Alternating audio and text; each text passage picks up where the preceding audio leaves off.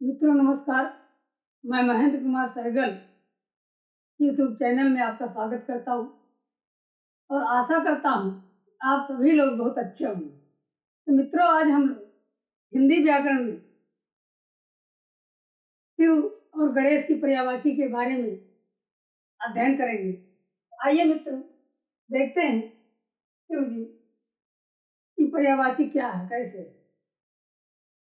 आपको हम पहले भी बता चुके हैं कि जो विशेषता होती है वही पर्यायवाची होती है। पर्यायवाची कहीं से रटना नहीं है। विशेषता, जैसे शिव जी के अंदर बहुत सारी विशेषताएं थी। चंद्रमा था उनके सिर पर, गंगा थे उनके सिर पर, जटाधारी थे, और क्या था गुण, वो जो है विष को पीने वाले थे, विष को पी गए थे। उनकी पत्नी का नाम क्या था? उमा था। पहली पत्नी कौन थी? सती थी। और उमा का नाम दूसरा क्या था? पार्वती। ये सारी विशेषताएं ही इनकी पर्यायवाची। आइए मित्रों, और सबसे बड़े त्रिलोकी नाथ थे। और एक चीज कह सकते हैं, कई जो है जैसे काम, एक जो है राक्षस हुआ करता था, उसका वध इन्होंने किया था। कामार इसीलिए कहा जाता है। त्रिपुर नामक राक्षस का इन्होंने वध किया था, इसीलिए त्रिपुरारी भी कहा जाता है। सांप को धारण करते हैं, विष धारण करते हैं तो विषधर होगी। बहुत सारी पर्यायवाची। इनके गुरु, कुछ जगह माना जाता है कि इनके गुरु अंगीरा थे, जबकि वो वास्तव में होना चाहिए कि वो ऋग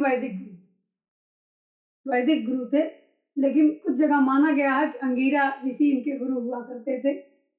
और इनको जो है उमापत कहा जाता है, अमोघ भी कह सकते हैं। तो आइए मित्रों देखते हैं। देखिए, शिव जी के कितने नेत्र थे मित्रों? 3। इसीलिए क्या कहा जाता है? त्रिनेत्र। वक्र चक्षु कहा जाता है। उनका चक्षु जो नेत्र था वो कैसा था? वक्राकार था, वक्र चक्षु। पंचानन, पंचानन क्यों कहा जाता है मित्रों? आपको इसके पहले हम बता चुके हैं कि इन्होंने ब्रह्मा के बीच वाले सिर को, पांचवें सिर को काट दिया था, इसीलिए इनको क्या कहा जाता है? पंचानन। क्या कहा जाता है मित्रों? पंचानन। विष को पी लिए थे, विषपाई। विष को धारण करते हैं, इसलिए क्या कहा जाता है? विषधर। क्या कहा जाता है? विषधर। इनका विष पीने के बाद इनका कंठ नीला हो गया था, इसीलिए क्या कहा जाता है? नीलकंठ।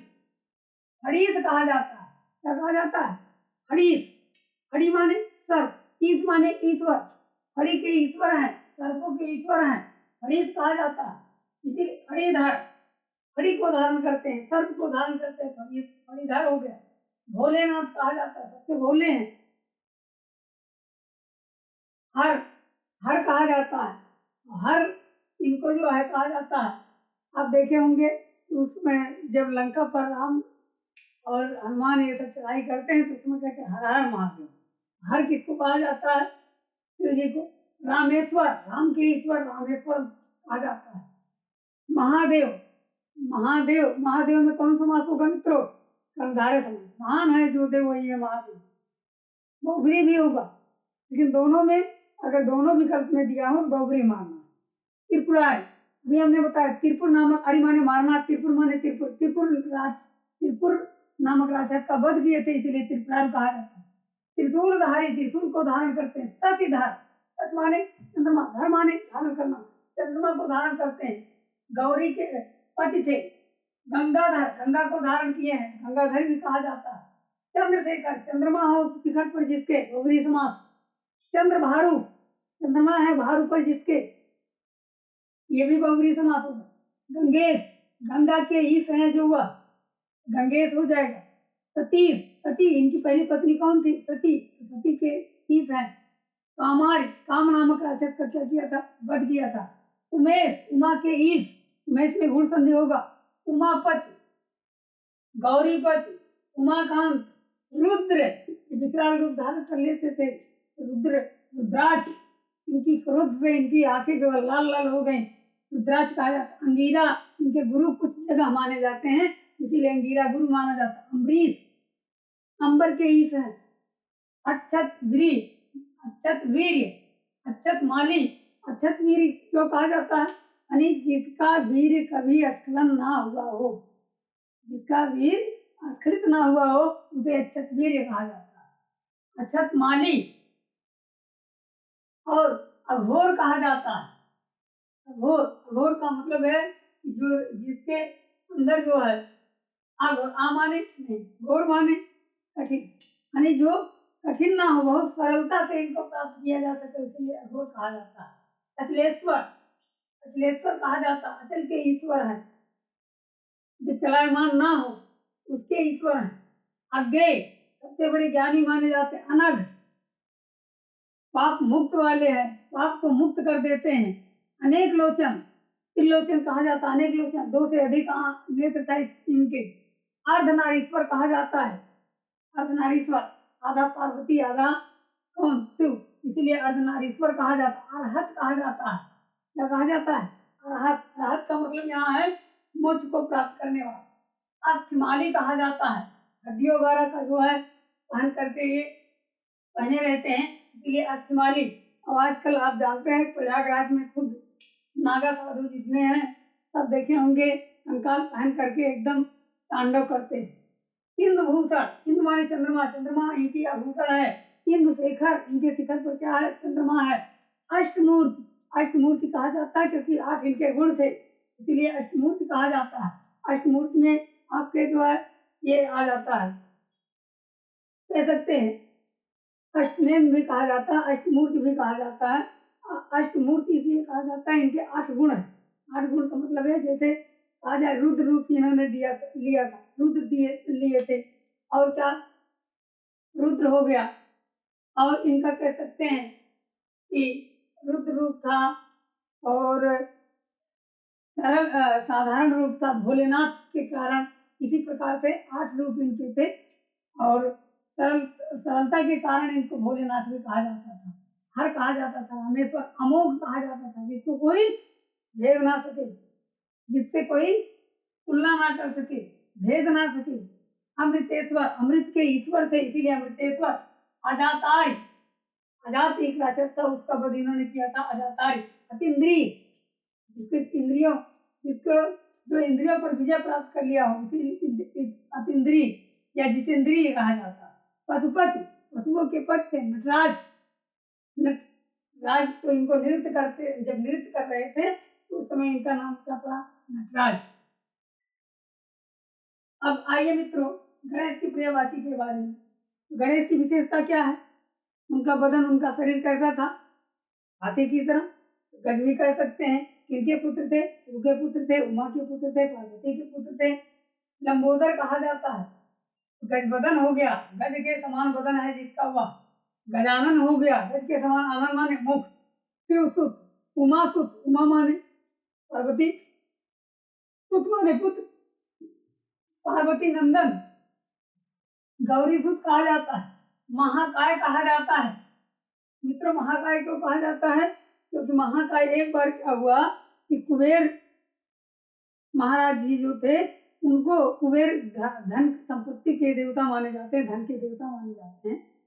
और वो हुआ क्या कि वो जो है न्योता देने गए थे, उनको अपने धन पर घमंड था कि हमारा धन खत्म नहीं हो सकता। जब वो शिव के पास गए न्योता लेकर के, तो उस समय शिव जी उनकी अंतरात्मा को, कुबेर की अंतरात्मा को, अर्थात घमंड रूपी जो आत्मा था उनको समझ गए। उन्होंने कहा ठीक है मैं तो नहीं आ पाऊंगा, लेकिन ये मेरा पुत्र, जो छोटा पुत्र है, हो जाएगा आपके यहाँ भोजन करने, आपके यहाँ न्योता खाने।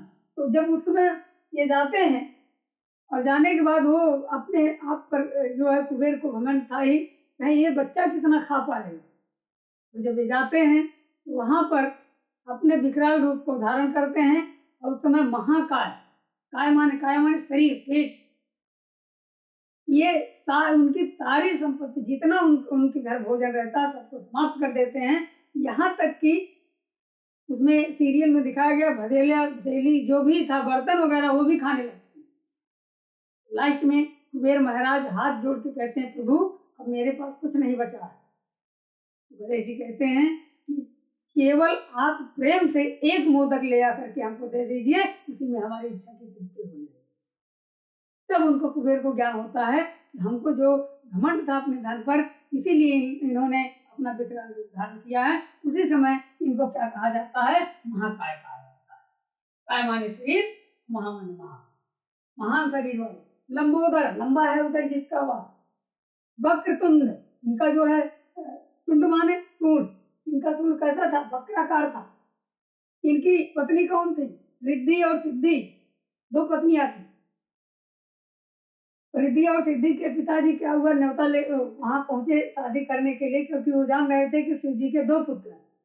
लेकिन उनका क्या हुआ कि जब वो पहुंचे तो उनसे कार्तिकेय से जब पूछा गया, बड़े बेटे से, तो उन्होंने कहा मैं ब्रह्मचारी रहूंगा, मैं विवाह नहीं करूंगा। दोनों लड़कियों की शादी उन्होंने किससे कर दी? गणेश से। इसीलिए रिद्धि के भी पति हो गए, सिद्धि के भी पति हो गए। विनायक कहा जाता है, विघ्नहर्ता कहा जाता है, विघ्न को हरने वाले। एक दंत, प्रत्यय बनता है एक दंत का है, क्योंकि गणेश के पहले तो दो दांत थे।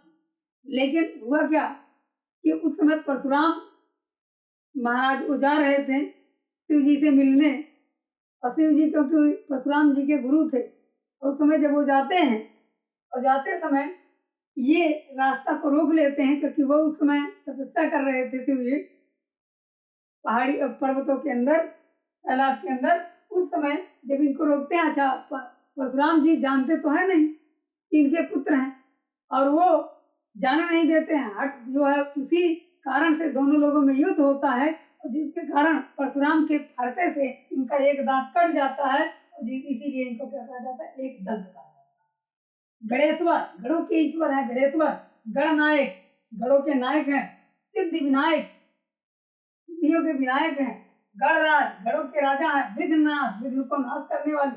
गज कर्णक कहा जाता है, गज कर्णक क्यों कहा जाता है? कर्ण माने कान, गज के समान कर्ण है जिसके वह। गणाध्यक्ष कहा जाता है, गण के गणों के अध्यक्ष। मूसक राज, मूसक, मूसकों के क्या थे? राजा थे, क्योंकि मूसक इनका क्या था? वाहन था, मूसक वाहन वही हो गया। बाधा हरता, बाधा को हरने वाले थे मित्रों। विधानपति, विधानों के पति। कोई कार्य करते हैं तो सबसे पहले श्री गणेश इन्हीं से करते हैं, श्री गणेश। विगत हरता, विगत को हरने वाले थे।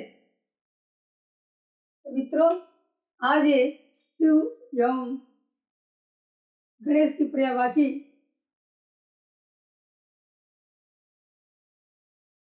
समाप्त हुई। मित्रों, सभी मित्रों को पुनः नमस्कार। अगर ये वीडियो आपको अच्छा लगा होगा तो प्लीज लाइक, सब्सक्राइब और शेयर कर दीजिए। धन्यवाद।